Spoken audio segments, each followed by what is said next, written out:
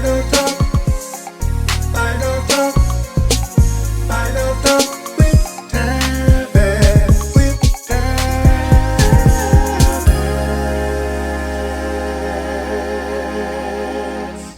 Hey there, everybody, and welcome back to Vinyl Talk with Tavis, and I'm Tavis.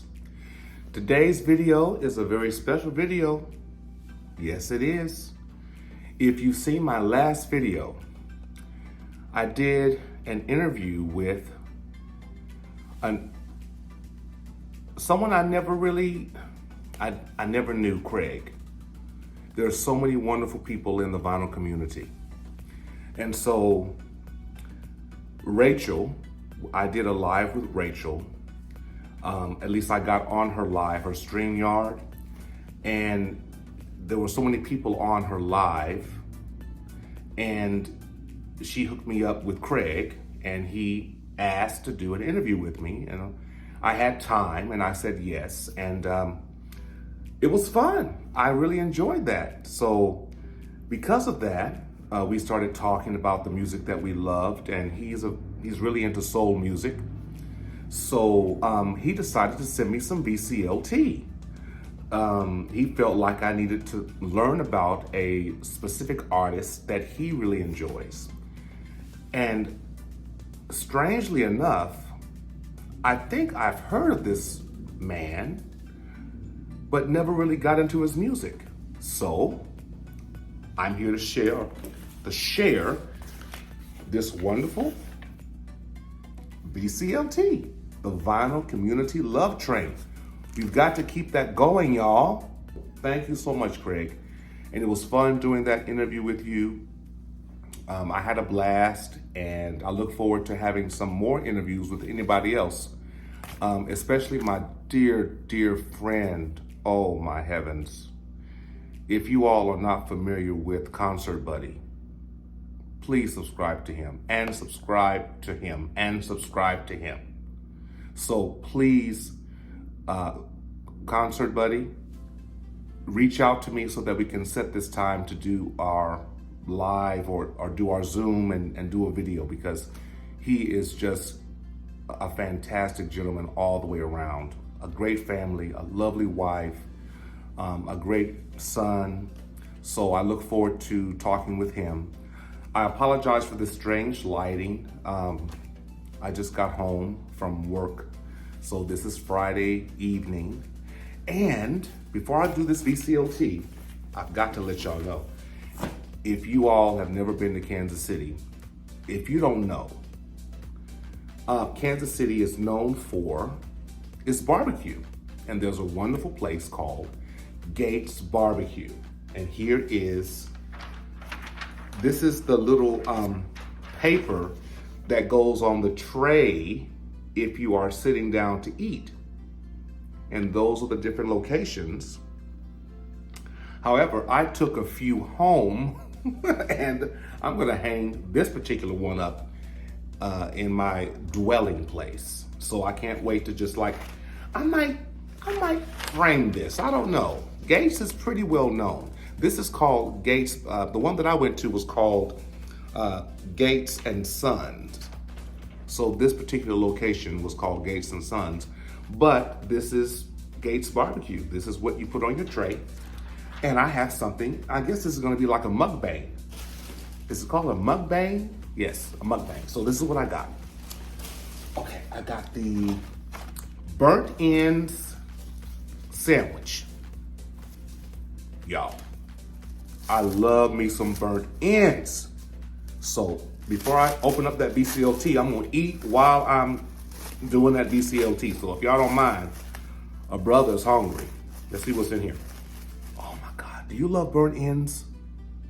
Oh, comment down below if you do. I absolutely, oh man, look at that, look at that, look at that, look at that. Look at that, y'all. Oh my God. First of all, let me just have some meat. I'm so hungry.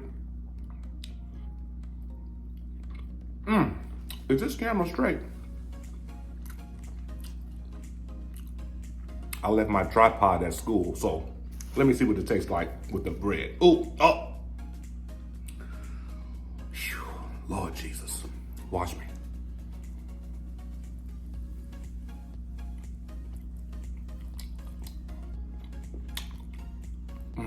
Yeah.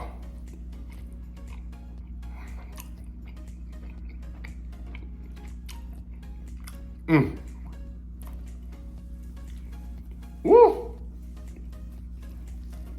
I'm gonna eat the rest when I'm done.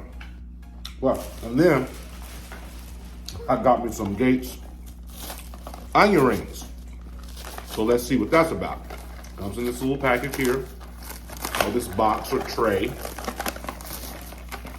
Come to Kansas City and get you some barbecue. There's so many great barbecue places here. Oh my heavens. Come on, Tapper, show the box, boy. Okay, I got it down too low. Okay. These are the onion rings. Let's see. Look at that. Oh my God. I'm so hungry, y'all.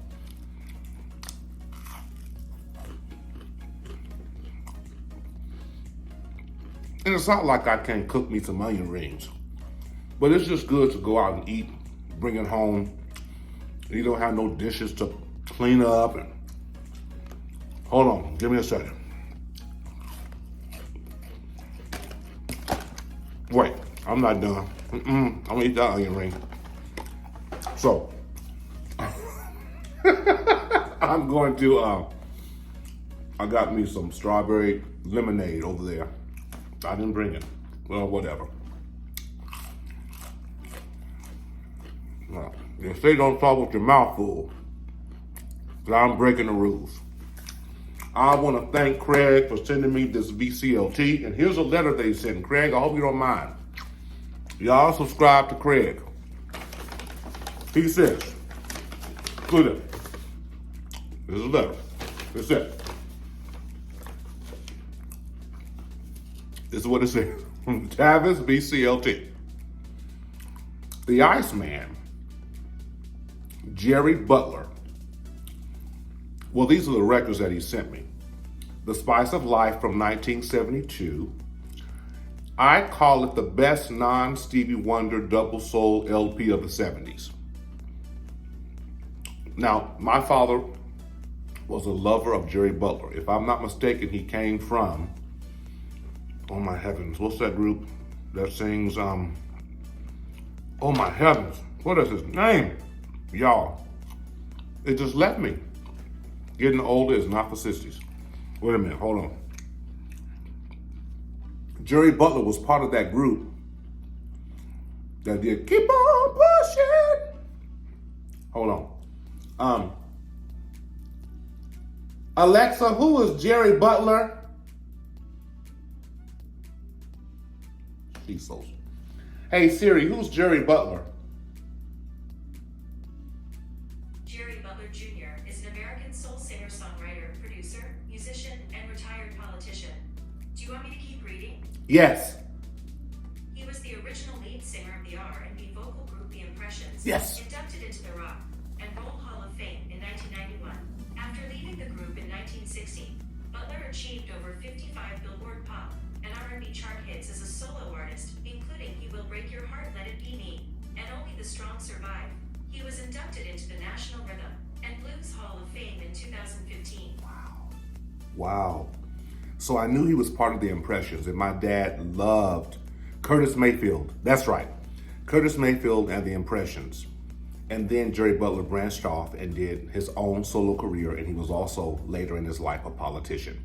So he sent me that. Then Craig wanted me to be familiar with Willie Hutch. Can you believe I never heard? I think I've heard of him before, but I just never really got into his music. You know, he says he gave me two. The first is from 1973, his best album ever, called Fully Exposed. I wonder if that is a subjective opinion, Craig, or is it something that is well known? And then side two, Scorches. Never mind side one. Okay, oh God. Craig, you are so real. Also, concert in blues isn't so much blues as funk. And fun, party down is just too good. It's got synth before synth was a real thing. Then he sent me Frankie Miller, and I'm going to show you the records. Frankie Miller, High Life from 1974. This guy is really good, says Craig. This is produced by Alan Toussaint, who really makes Frankie sound funky. His easy best record. And then he sent me Tim Buckley. He says that Mazzy really likes this record. He likes it too, Craig does. He says it's good. So this is either a record you will love or a quality packing record. Peace, Craig. Thank you, Craig. So let's look at this VCLT. Let's look at it together. Okay? So, let's see. Hope you all are having a great day. I'm hungry as a mother biscuit. No, you wouldn't say that. What's another way of saying that word? I'm hungry as a father mucker. Got it? Did you get that? I changed the first letters. Let's see. Oh, wow. Jerry Butler, Spice of Life. One of the members of the Impressions who later became a politician. Wow, thank you, Craig. That is a beautiful cover. What in the world? He's holding spices. It's called Offering the Spice of Life. Wow. It looks like a whole bunch of red pepper. And look at the back, y'all. This is gonna be fun. Oh man. And it's Friday night too. Wow, Craig. And look at the inside of that. Isn't that cool? My dad would have had a hissy fit. I'm just reading the notes. The man who cut the very first record of Moon River has a very special place in my thoughts. This is from Henry Mancini.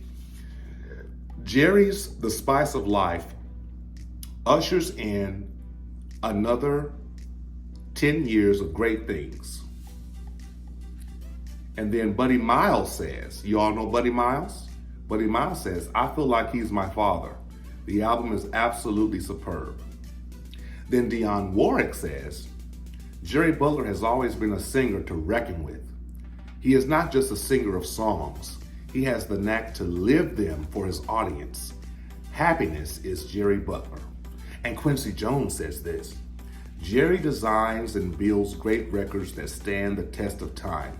It takes someone who knows what they're doing. A lot of hard work, a lot of planning, a little luck, but it doesn't hurt if you are, like Jerry, a genius.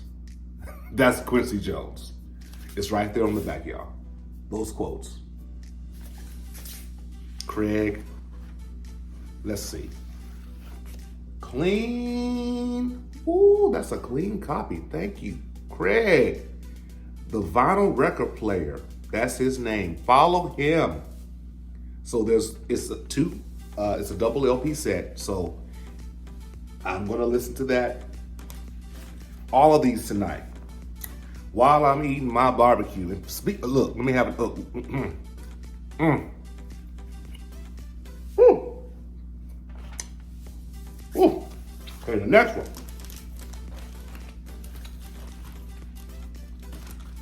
Frankie Miller. High Life. Are y'all familiar with Frankie Miller? I don't think I am. I'm not. I would know the names. Ooh, look at that. Nice green. That's a pretty green. Looks like a lime green. Frankie Miller.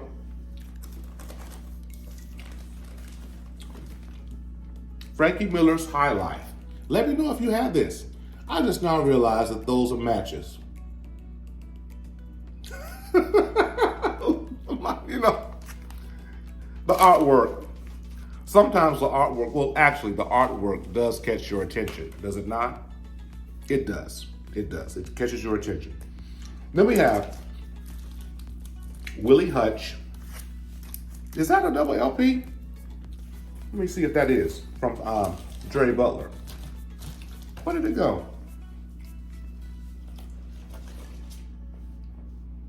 Yes, it is. Okay, so this is Willie Hutch. Are there 2 albums in here? Craig, boy, you did your thing. Let's see. Is this a double? Oh, okay. They were kind of stuck together. So this is Willie Hutch, Fully Exposed. Let's take it out of this wrapping here. Do you all own this? If you do you enjoy it? Do you like listening to it? I've not heard of Frankie Miller. Maybe I've heard his music, but his name? No, this is Willie Hutch, my bad. Willie Hutch. I'm not familiar with Willie Hutch. Maybe I am, but his name doesn't pop up in my brain quick. Like if you said Al Green, if you said Marvin Gaye, if you said The Temptations, if you said Teddy Pendergrass, if you said Barry White, if you said Willie Hutch, who? I guess, was he mainstream? Was he really into the mainstream? Or did he have like his own thing going? Let me know. That's why I love the vinyl community, because we learn from each other. Let's look on the back. Let's look at the record itself, actually. Motown. Now what? Okay, I think now it's coming back.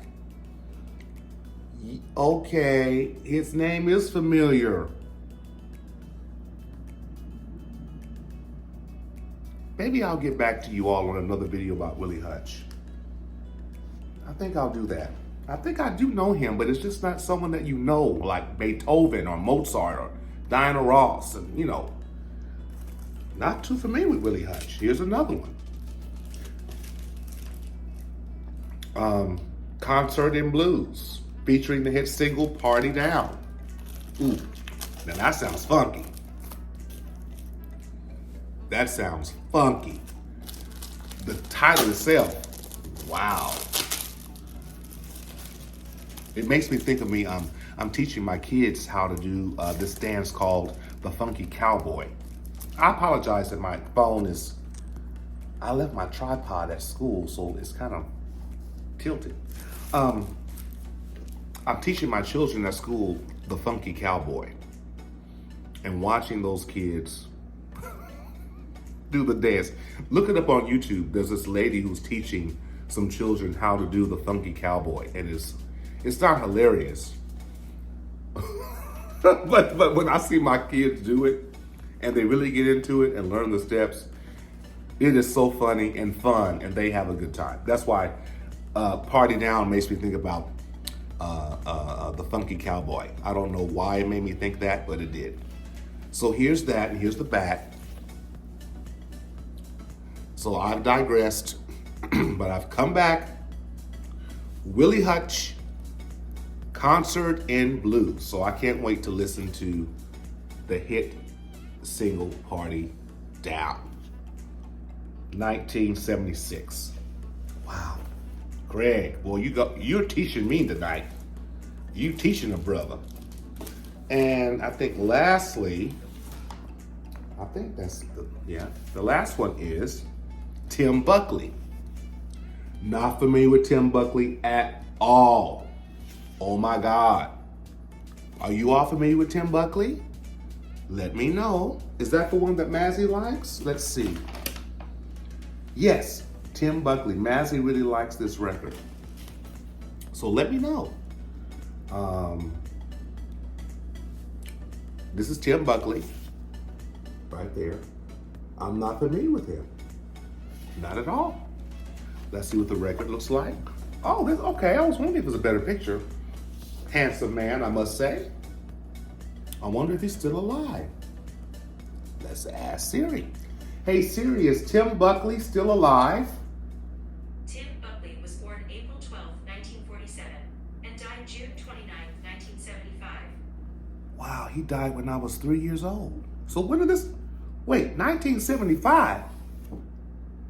Hey Siri, who is Tim Buckley? Timothy Walter Burton is an American filmmaker and animator. Hey Siri, He's stop. known for Done. Ooh, she got an attitude problem. No, let's see. Hey Siri, who is Tim Buckley? Timothy Charles Buckley III was an American musician. His music and style changed considerably through the years. Would you like to hear more? Yes. Buckley began his career based in folk music, but his subsequent albums experimented with jazz, psychedelia, funk, soul, the avant-garde, and an evolving voice as instrument sound. He died at the age of 28 from a heroin and morphine overdose, leaving behind sons Taylor and Jeff. Did y'all hear that?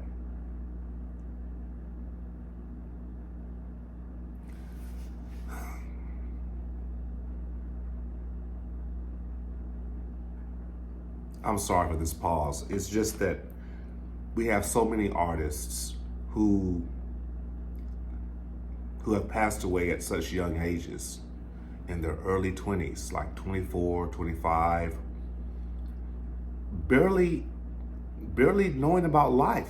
People, I'm 50 years old. I lived 2 of their lifetimes. Man, I didn't even, Craig, you just taught me something. Well, actually, Siri taught me, but you led me to know about Tim Buckley. And if he died in 1975, when was this album done? Beautiful copy. Well, thank you so much, Craig. This was in 72, and he passed in 75. Okay, so this was 3 years before his passing. We have so many artists who have passed away with addiction. Do you all know why? I mean, not just musicians, but why do we have so many? Let's just narrow it down to musicians. Why do we have so many musicians who get caught up in drugs? I've never done anything hard. I've never done heroin, nothing like that. I've smoked a few herbs. I don't do it regularly. In fact, I haven't done it in months. In months. I don't find it satisfying. Never done heroin, never done anything hard like that. But it's just really, it's a question to really ponder.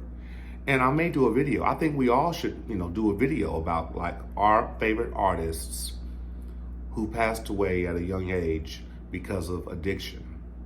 And I know we know, every one of you out there who are probably watching this or who are watching this video, you know of someone that you love artistically, musically, who passed away at a very young age because they got caught up in the drug life.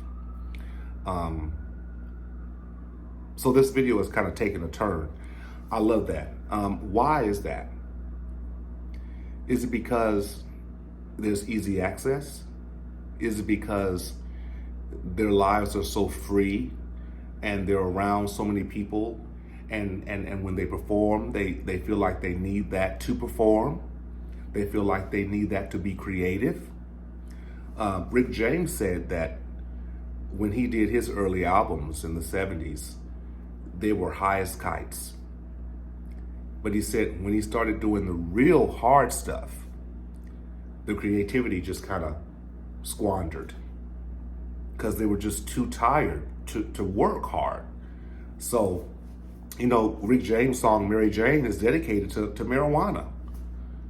So what he said, when he started doing the hard stuff, he said, man, that's when we were just like,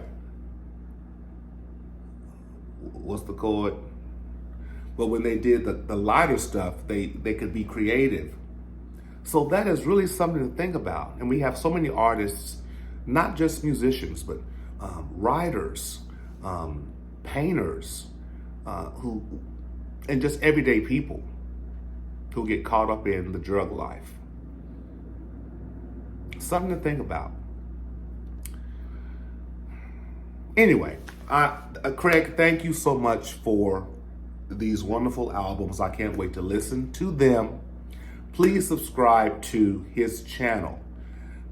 It's called The Vinyl Record Player. His name is Craig. He's a fun guy to talk to. We had a blast doing that video. He brought out things in me that I, it's just fun it's fun to answer questions. And not really know what the answer may be, but you try to research something and then it takes a turn. You're like, well, maybe that's not the right answer. Maybe I don't really like that artist as much as I think I do. So his questions really made me think about who I really like and who I really appreciate musically, whether it's male or female, girl group, boy group, and so forth. So, Craig, thank you again. I appreciate you so much. And as always, you know what I'm going to say. You know what I'm going to say. And you know what I'm going to eat. With music. With Vclt. And with good food.